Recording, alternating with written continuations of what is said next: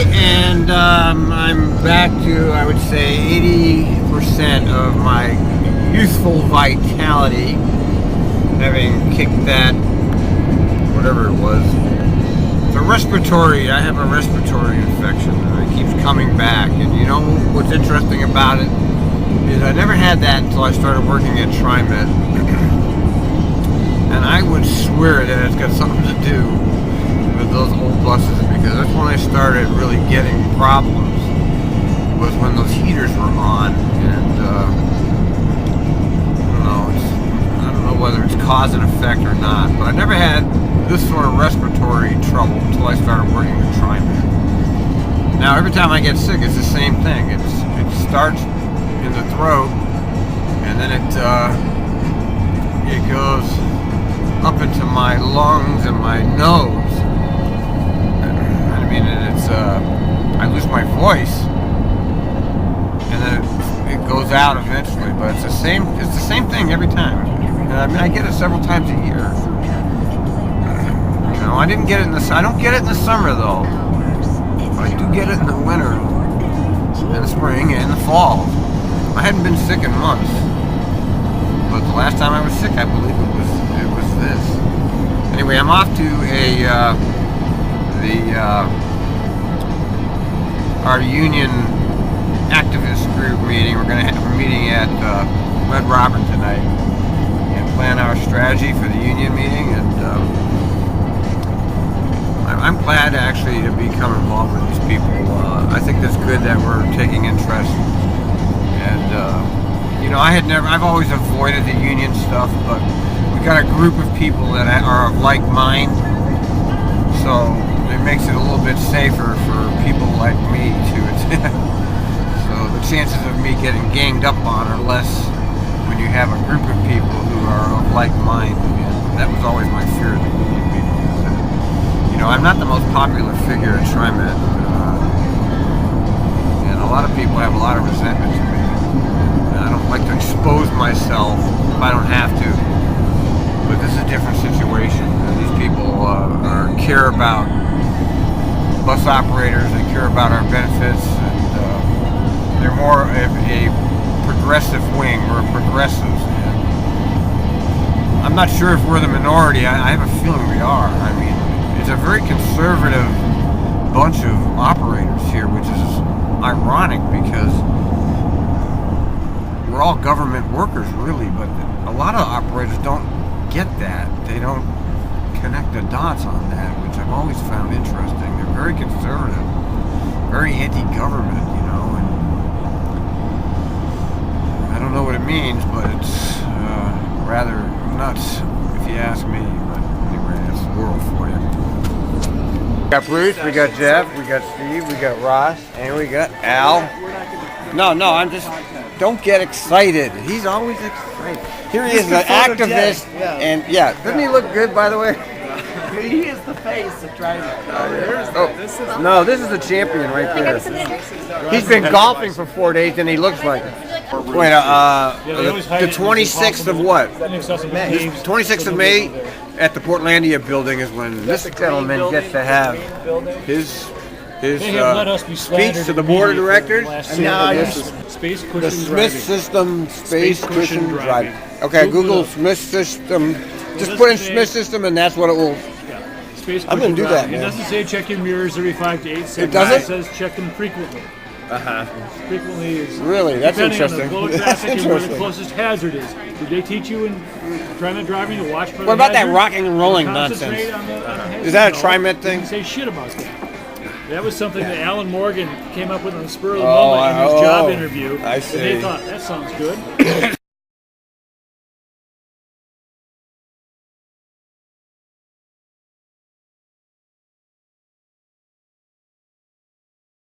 Yeah, the rolling, because Fred did not get... Not replace these old buses, and the money was there to do it, and it was just pure negligence. No, they'd rather have a bus walk. They spent it on Wes.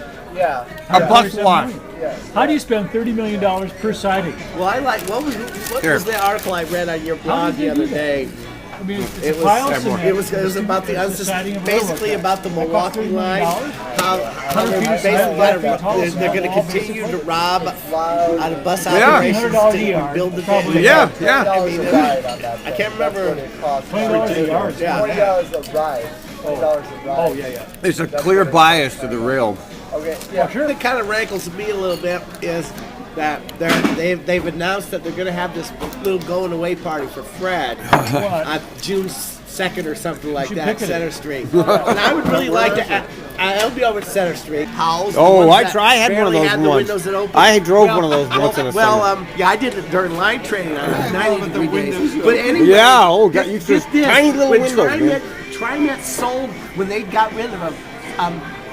Chariots in Salem, bought a few of them, and the first thing they did was modify the windows that they would open up. You're wide. kidding me. Is that true? Yes. Whoa. And all the Trimet mechanics told them, yes, there are ways to make these better, but it costs maybe $300 a bus. We wanted to do jobs. I remember Fred saying it. I remember him saying, well, it's more important for us to create jobs than to have new buses. He said that right at a board meeting.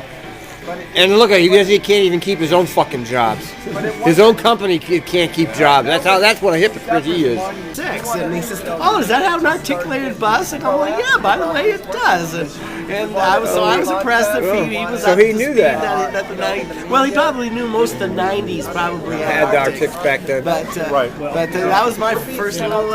Oh, he's a very nice man. You meet Fred in person, you like him. You can't help Well, but that's like the thing guy. about it is, and I don't know Neil McFarlane. I don't either. But from what I understand, he doesn't seem to have the people and the personality. No. He does not have the charisma. Yeah. You can say what you want about Fred, but he had charisma. Right. Yes. No. And he was smart. He probably was a genius level person. It's very likely that he is. And he had a charisma about him. There's no doubt about it. That man was good at what he did. Politicking and smiling and laughing and shaking your hand. He was good at it. He was very good. You gotta respect him for that, and I do. And I'm gonna actually miss the guy because I've been following as much fun as if you're making fun of No, Neil. I mean Neil ain't gonna do nothing. He'll be like a Well, I think he's white going to bread be or on the something. edge. We're not going to really hear much about No, right. Neil will be a zero. I can already tell. He was never impressed He me. may be kind of a caretaker, too. How old is he? I don't know. Well, because I'm wondering if maybe he's just thinks I'll do this for a few years. Yeah, that's his capstone of his career. The scheduling, the lack of breaks on most. The fact that they don't have a consistent way to do it. Rarity, okay? That's a rarity. Most of the runs, you're getting. Well, all you have to do is go online to the duty view. Yeah, look at the duty view. Especially on the mini run side, look at the disparity. Some only have 2% breaks, and some have like 33% break. It's crazy. I know. Yeah, but I mean, it's huge. But what they've done with the mini runners, especially the ones that are splits, they got you driving 3 hours in the morning with like maybe 10 minutes break time total, and then 3 hours in the evening with maybe 10 minutes break time total. So you're getting like 20 minutes of break for 6 hours, and you're probably not even getting all. Well, those drivers need to throw the paddles out and take the breaks. You're probably not even getting all 20 minutes. They have to do that. It could be stretched out 12 13 hours. I know it's horrible. Split shift life is horrible. Okay, what kind of working conditions is that? 13-hour day. Yeah. That's why I'm tired. And they would used to lie. They'd say, "Well, why do you have the split shifts? Because of rush hour commute." Oh, well, why do you have them on the weekend weekends then? and holidays. How does that? Good point. You brought that up today. So I worked a 13-hour split yesterday. It's bullshit. I bullshit. was just exhausted. That's why I'm tired. What's the right point? Yeah, well, they wonder why we get sick. I mean, this is the kind of another conditions thing that about we have here. Why we deserve our pay and benefits, because we don't work a standard 8 to 5 shift. Exactly. I mean, we deal with splits and night shifts. Yeah, and early morning, 3 a.m. What kind of nut gets up at 3 a.m. and goes and drives a damn bike? I did it